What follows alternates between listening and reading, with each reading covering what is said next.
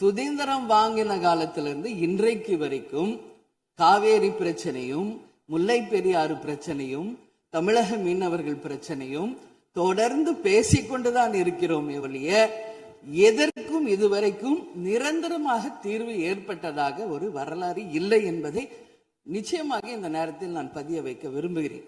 இதற்கு எந்த குறிப்புகளோ படிக்க வேண்டிய அவசியம் இல்லை. இது உணர்வு, நம் மனதிலே ஆழமாக இருக்கும் நம் உணர்வை பதிய வைக்க வேண்டிய இடம் இந்த சட்டமன்றம். இந்த சட்டமன்றமே தமிழக மக்களுக்கானது. தமிழக மக்களின் வரி பணத்தில் நடத்தப்படுவதுதான் இந்த சட்டமன்ற இந்த கூட்டங்கள் எல்லாம்.